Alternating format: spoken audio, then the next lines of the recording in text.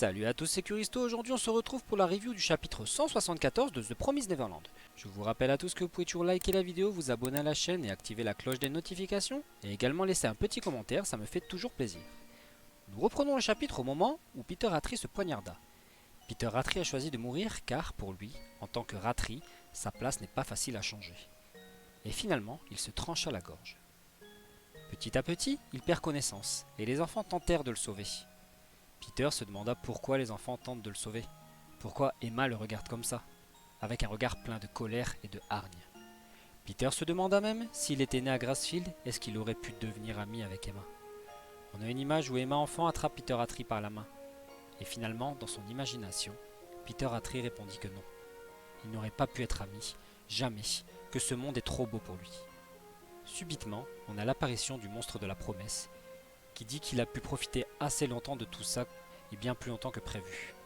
Il touche Peter Rattree et sans doute emmène son âme. Le monstre dit bravo pour ces 1000 années. Peter Rattree décéda. Emma et les enfants sont peinés, Peter Rattree s'en est allé. Emma se rappela d'une parole de Peter Rattree. Le monde des humains n'est pas si différent. Essaie si tu le peux. Emma sécha ses larmes, déterminée. Regarde-nous, nous allons y arriver, pensa-t-elle. Dans un monde où nous pouvons vivre heureux avec notre famille. Emma se rapprocha d'Isabella et des mamans. Isabella demanda quel était le plan maintenant. Emma a pour projet de battre en retraite, car il reste toujours les 2000 gardes impériaux et qu'ils doivent gérer d'autres choses encore. Emma dit à Isabella qu'elle est contente de la revoir, car elle voulait lui dire quelque chose. Allons dans le monde des humains. Quand tout sera fini, tu devrais venir avec nous.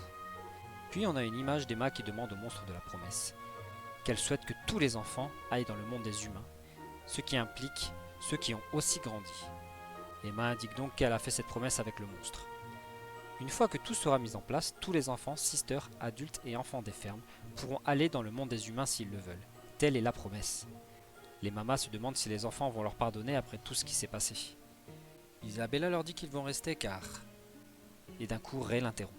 Il lui dit que c'est fini, que si elle a des regrets, elle ferait mieux de les avoir dans le monde des humains et de les expier dans le monde des humains et que lui, il est heureux d'être en vie, car il peut expier ses propres péchés parce qu'il est en vie.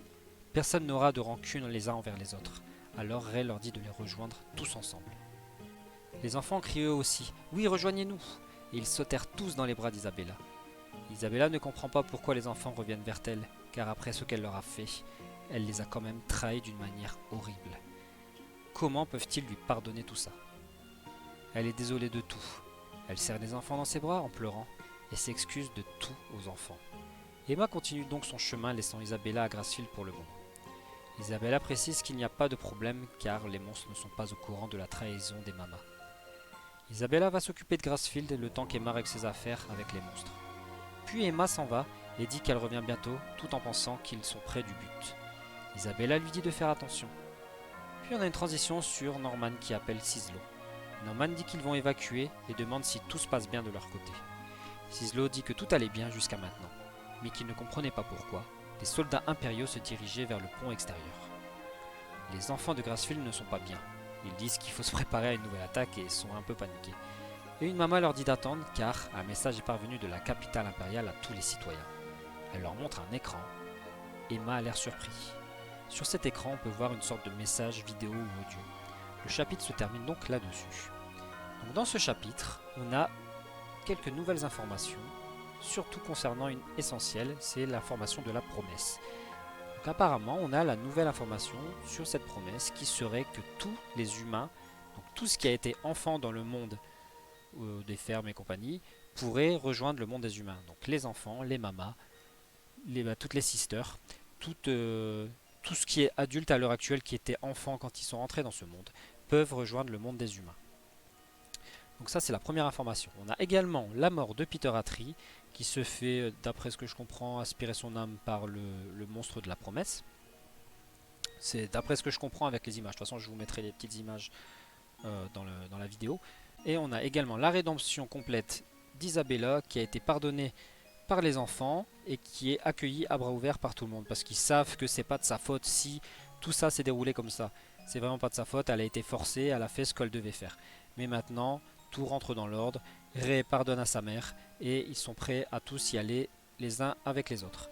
puis on a également l'arrivée des gardes impériaux. Donc ça annonce quoi? Ça annonce peut-être la trahison, ça annonce peut-être la rébellion du peuple, le fait que Sonju Musica ait été entre guillemets libéré, qu'ils aient donné leur sang aux monstres et qu'ils aient vraiment une alternative à tout ça. Après, on n'a pas la promesse du côté des monstres, donc on a le côté humain, parce qu'une promesse n'est pas dans un sens, c'est dans deux sens à mon avis. Donc si on a la promesse dans les deux sens, on n'a que le côté humain. Donc il faut attendre d'avoir la répercussion du côté monstre. Donc est-ce que le fait d'avoir cette promesse, c'est pas que Emma doit s'occuper de transmettre le sang de Musica à tous les monstres? Ou est-ce qu'il n'y a pas autre chose? Après, on ne sait toujours pas au niveau de Sonju ce qui va se passer. Peut-être qu'il va trahir Musica aussi. Ça, c'est une possibilité. Donc, il y a énormément de choses qui peuvent se produire encore à l'heure actuelle. Donc, on verra ça au prochain chapitre. Mais c'est un très bon chapitre encore une fois. Et j'ai hâte de voir la suite. Donc voilà, si la vidéo vous a plu, n'hésitez pas à liker la vidéo, à vous abonner à la chaîne et à activer la cloche des notifications. Et à laisser également un petit commentaire. Ça fait toujours plaisir et ça m'aide à m'améliorer pour les prochains chapitres. N'hésitez pas à me dire également si vous souhaitez avoir des reviews d'autres mangas. Moi je vais vous préparer prochainement des reviews de Dr. Stone sans doute. Et après on verra pour d'autres. Mais si vous avez des demandes, n'hésitez pas à le faire. Et moi je verrai si c'est possible de le faire ou pas. Mais en tout cas je vous remercie à tous de m'avoir suivi aujourd'hui. Et je vous dis à bientôt pour la prochaine review sur The Promised Neverland. Salut tout le monde!